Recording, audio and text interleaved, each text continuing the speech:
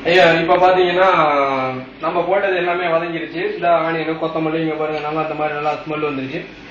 Super smell ஆயிடுச்சு.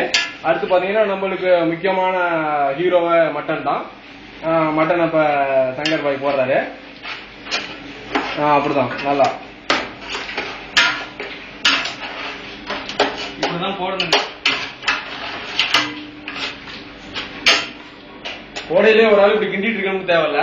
நான் சும்மா தான் நிக்கிறேன், அதனாலதான் கிண்டிட்டு இருக்கேன்.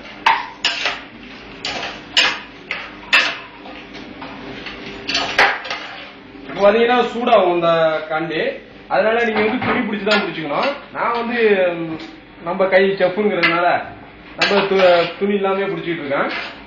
இதை யாரும் ட்ரை பண்ண வேண்டாம்.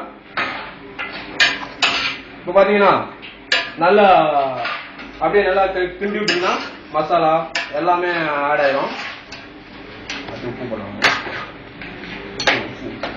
அடுத்து உப்பு போட போறோம். ஒரு நிமிஷம் உப்பு எடுத்து வந்தாதான்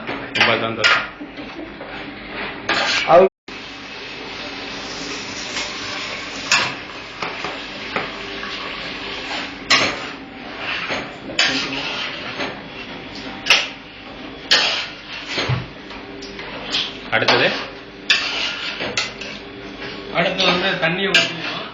எவ்வளவு தண்ணி? எவ்வளவு ரைஸ் எவ்வளவு தண்ணி? 1 கிலோ ரைஸ்னா 1:2 போட்டுங்க. ரைஸை பொறுத்து 1:1 தான்.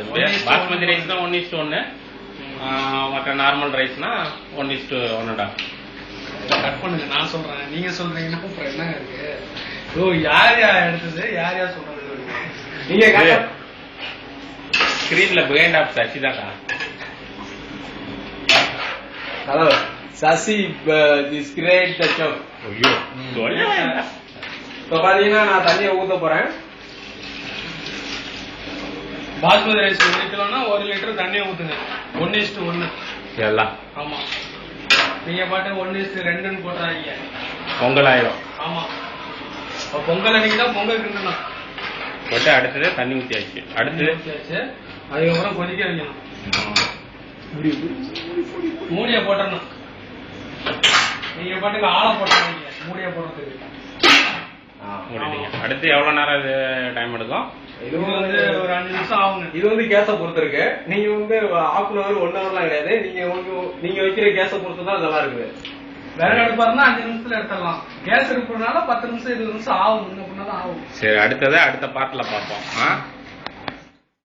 பாருங்க, அடுத்தது ரைஸ் வந்து தண்ணி வந்து கொதிச்சிருச்சு. அடுத்து வந்து அரிசியை போடணும். தண்ணி இல்லாம ஸ்ட்ரெயின் பண்ணி போடுங்க. நேயர்களுக்கு காமிங்க எப்படி செய்யறோன்ட்டு, எப்படி ரைஸ் போடுறோன்ட்டு.